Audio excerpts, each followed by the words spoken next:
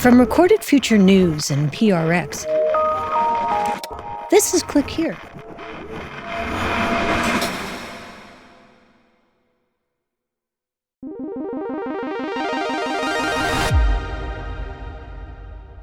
Artificial intelligence is supposed to help us understand the world.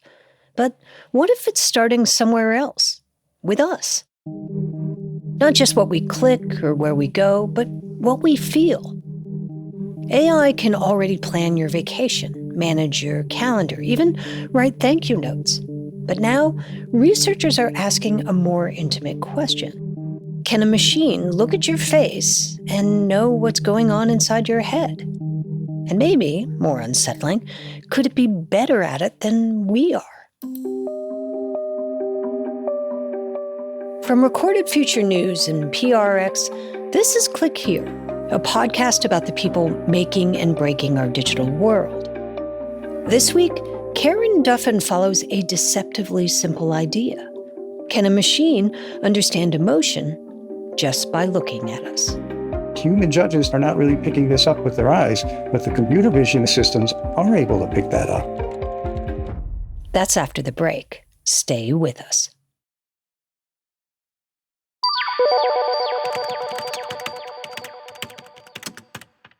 I'm Karen Duffin, and this is Click Here. Every day, we navigate our jobs, our relationships, getting safely home at night, by doing something so instinctive, we probably don't even realize we're doing it at all. We assess people's body language. We decode furrowed brows. We measure half smiles, trying to decipher what other people are feeling. Dr. Mark Frank has built an entire career on that. He's a professor of communications at the University at Buffalo, and he studies how emotion shows up on our faces, in our voices. But his research didn't exactly start in a lab. When I was an undergraduate, in order to make some money, I worked in a bar, and I used to, on the weekends, to bounce. This was the 1980s. College bars were packed, testosterone thick in the air. It was Mark's job to figure out which guys were just loud and which ones were about to throw a punch. So reading people wasn't so much a hobby as it was a survival skill. If you can see and you anticipate, you can see how this person's looking at that other person and how this one's reacting, and you can kind of intervene before trouble is afoot. And I thought I got really good at reading people. So good, he says, that the nights he worked the door, the number of fights went down. And what Mark learned scanning those crowds was simple. Bodies talk. And they often reveal truths that we're trying to hide, sometimes in the smallest of ways. There were certain things, like somebody coming around the corner, if they were underage, there was always this little break in their stride, very subtle but detectable, that told me, better double check their ID, all this other kind of business. Mark took that instinct to graduate school, trying to answer this question. I'm really curious, how good are we at reading people? And that led him to someone else who was interested in the same question. And this is where I first come across the work of Paul Ekman, the man who put micro-expressions on the map. If you've seen the TV series Lie to Me, it was influenced by Ekman's work. I would know if you were telling the truth, but I also know if you're hiding something from me. Ekman believed that emotions leave physical signatures on the face. So he built a system to measure them, muscle by muscle. And by the time he was through, Ekman's map included 10,000 facial expressions. It became a tool for everyone from the FBI to therapists, and even animators use it to draw emotions more realistically. After Mark graduated, he went to work with Paul Ekman in his lab. So I went to work with Paul Ekman for 3 years and just learned just so much. He's like the smartest guy I ever met. Mark had developed an interest in deception, and this is one of the first things he and Paul Ekman studied together, at a very basic level. They mapped the difference between a genuine smile and a fake one. And it turns out emotions have two components. The emotion itself, which is more of an internal experience, and then there's the outward expression of that emotion, a smile, a laugh, an eye roll. And the inward expression, the feeling, so to speak, that part is hard to control. When you're feeling an emotion, it comes from down in the limbic system and it travels through the extrapyramidal motor system, which works in a pulse, a ballistic-like fashion. In other words, emotions fire through us automatically, almost like a bullet. Like, say you remember something funny at a funeral.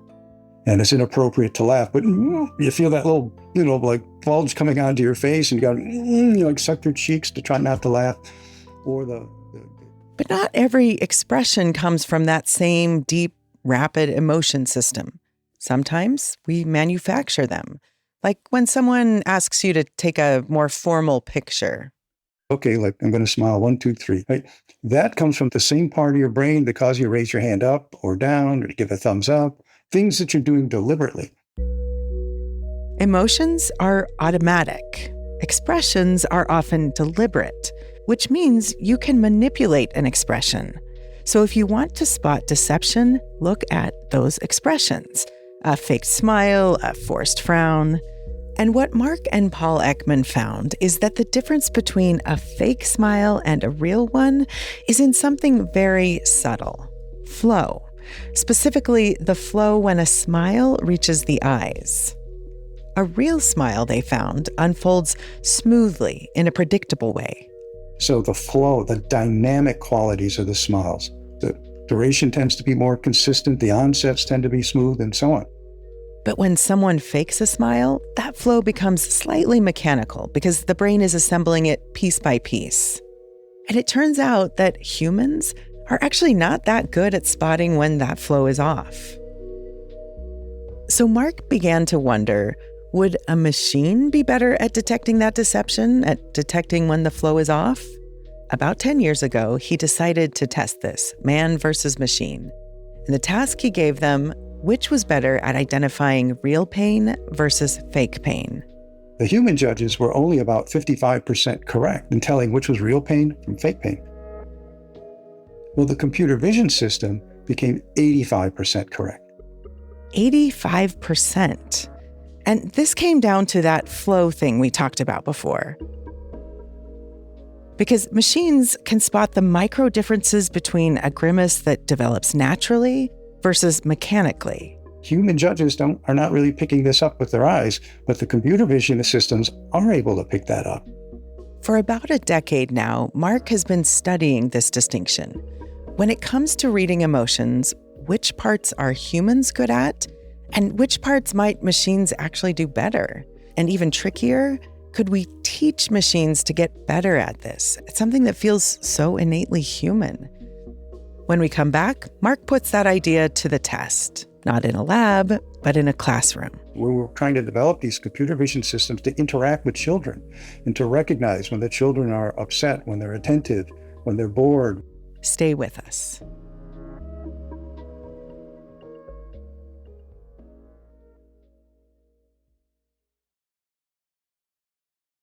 It is called Internet.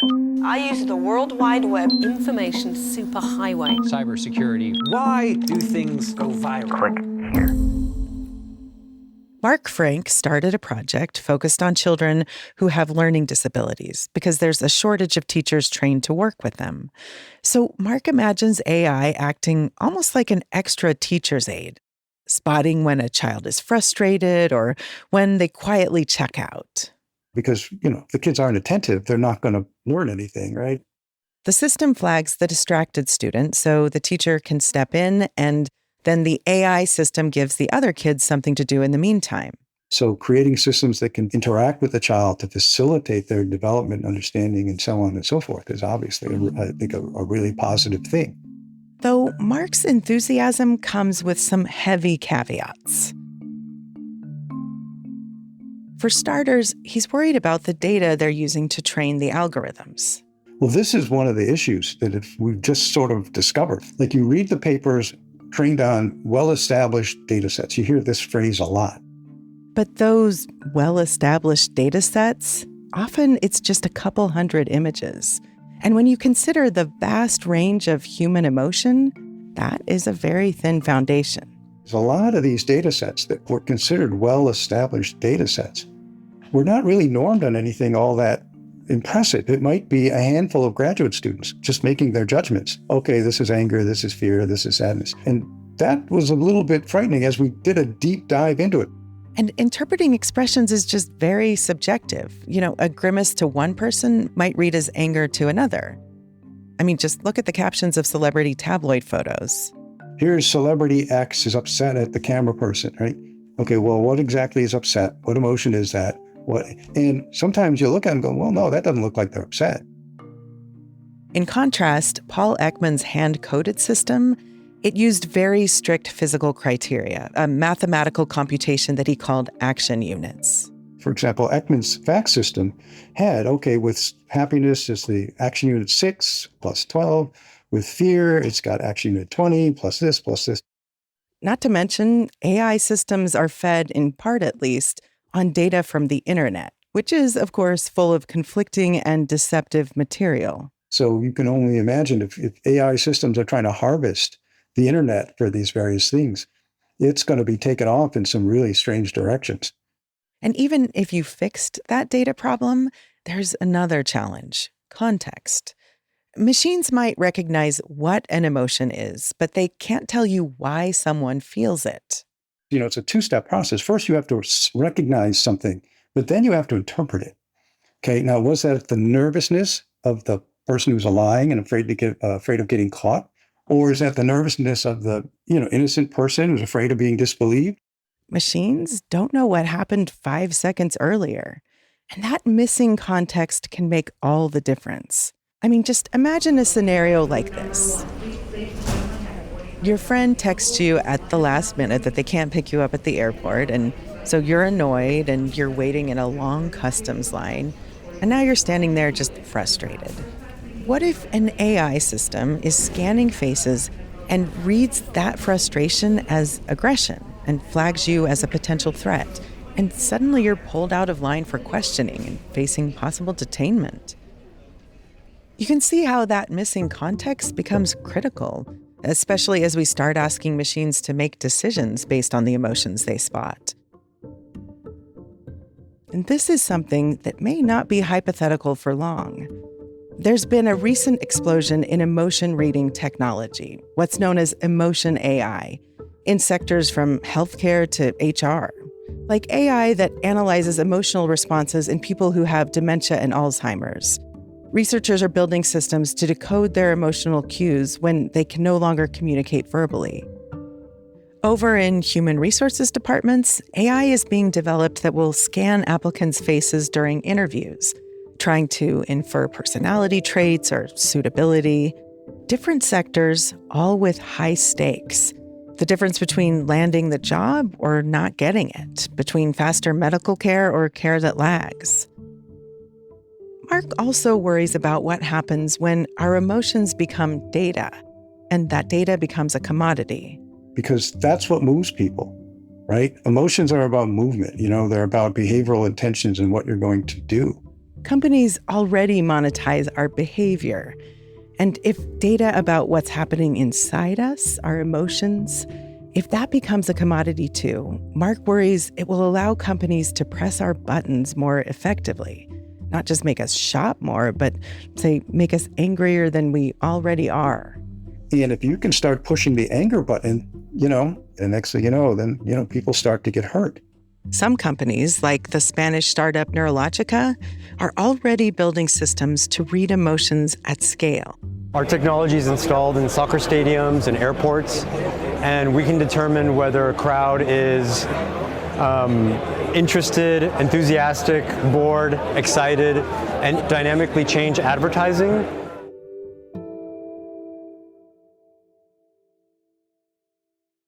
Given all of this, it's perhaps no surprise that regulators are wary of the technology, particularly in the EU. They passed legislation in 2024 banning emotion AI at work and in schools, in part due to concerns it may exaggerate existing biases. Though the concern isn't just bias, which affects all AI, but something deeper. This technology is trying to interpret human feelings, something that's already hard for people to agree on. And while AI is doing the interpretation, It's humans with all of their biases who teach the machines. AI makes the same mistakes that people do, and often in a more extreme fashion. Given all of Mark's reservations, it was hard to tell if he was enthusiastic about AI doing all of this or skeptical.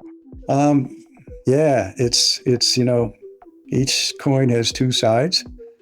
And, knives can be used to cut up a lovely meal or a human being. And Mark is working hard to ensure that these systems fall on the helping, not hurting side of that coin. He's creating broader and more systematized data sets and focusing on efforts he thinks will truly benefit people, like those kids with learning disabilities. But here's the real key, Mark says. We have to get crystal clear about what humans are good at and what machines are. Humans have an inborn ability to read the room, so to speak, and we understand context. AI excels at reading those tiny dynamic changes that help distinguish lies from truth. And the combination of those strengths could probably be helpful if it's done right. But Mark believes that machines alone can't be trusted. There is the risk that a lot of people are just going to turn their brains off and just go with what the AI says. It was not designed to be a standalone system. And Mark's biggest concern isn't just misinterpretation. It's something more existential. What happens if we stop exercising our emotional muscles, our empathy muscles? We've already seen the effects of letting machines carry our mental load. There are some recent studies, kids using AI on papers and using things that turn their brains into these like souffle brains, I call it. There's like nothing there. You poke it and it all goes away. And Mark has seen early evidence that something similar happens with emotion and machines. There's a correlation between how much time you spend on social media and how good you are at reading subtle emotions. And the more time people are in these little social media things, the worse they are at reading emotions and just interacting with people face to face. And evolutionarily, this is what we were designed for, right? We were designed for a face-to-face world where you're interacting with somebody and all five of your senses are engaged as you interact with people and so on. And so people want to sit back and just sort of let AI do this for them. There will be a cost to that. We learn empathy, he says, through face-to-face interaction, by saying something hurtful and seeing its impact, or meeting someone we thought we'd hate and finding out actually we like them.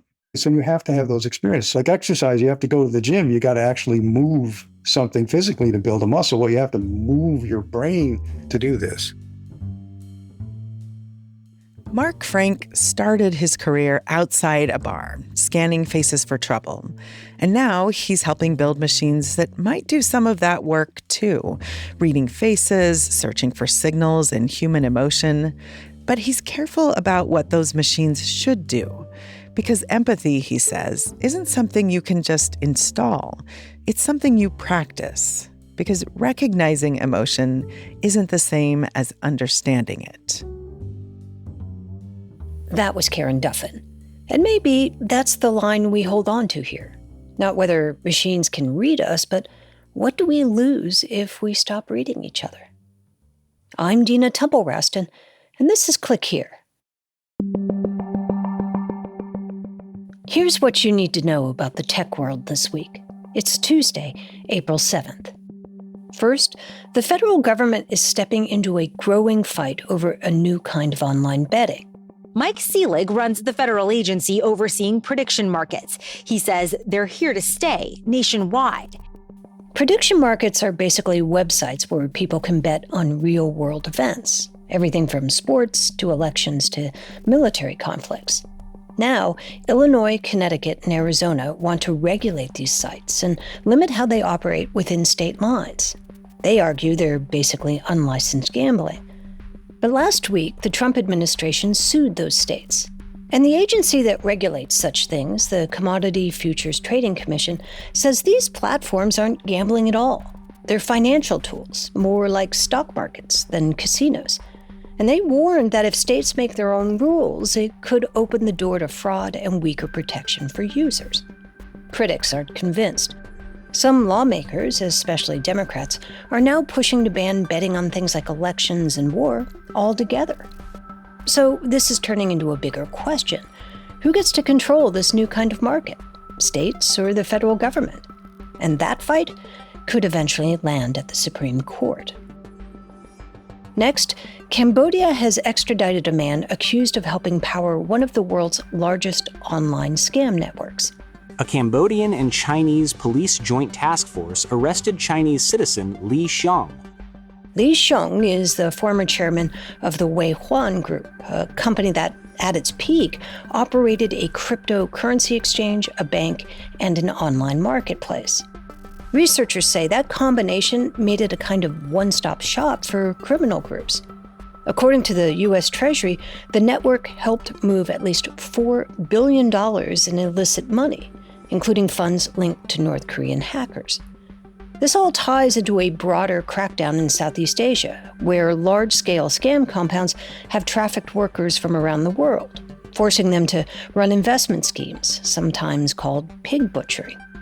Authorities are trying to dismantle these networks, but analysts warn even when one is taken down, another often takes its place. This is one of the biggest leaks in the AI world's history. This is not an April Fool's Day joke. And one of the biggest AI companies in the world is dealing with an embarrassing leak. Anthropic, maker of the AI assistant Claude, accidentally exposed some of the internal instructions behind its coding tool. The company says it wasn't a hack, just human error during a software release. No user data was exposed, but the leak did reveal something valuable: how Anthropic guides its AI. Those instructions, called a harness, shape how the system behaves, what it does, and what it avoids. Now, competitors and developers have a clearer blueprint on how Claude works. And security experts say it could also give hackers new ways to probe for weaknesses. People digging through the code found some unusual features, including something Anthropic calls dreaming, where the AI periodically organizes its own memory, and another mode where the system might go undercover and not identify itself as AI when posting code online. There was even a built-in digital pet named Buddy. Anthropic has since tried to pull the code offline. One cybersecurity expert called the leak embarrassing but not dangerous. In full disclosure here, Anthropic is a financial supporter of this program through paid advertising, but that support doesn't influence our editorial decisions. And finally, a small but long-awaited change from Google. Account holders will now be able to change their Gmail address name. In the past, if you wanted a new name, you'd have to start over with a brand new account. For years, if you didn't like your Gmail address, you were stuck with it. Now Google says US users can finally change their email address without losing their inbox, contacts, or history. It's a fix for a very specific kind of digital regret, like that username you picked in middle school that somehow followed you into adulthood. There are limits. You can only change your address a few times, and if you switch, you're locked into a new one for a year. Your old email won't disappear, and messages will still forward over. So, yes, you can move on from Smart Guy 766, but you don't have to erase him completely. And for the record, my last name at Gmail seemed weird enough.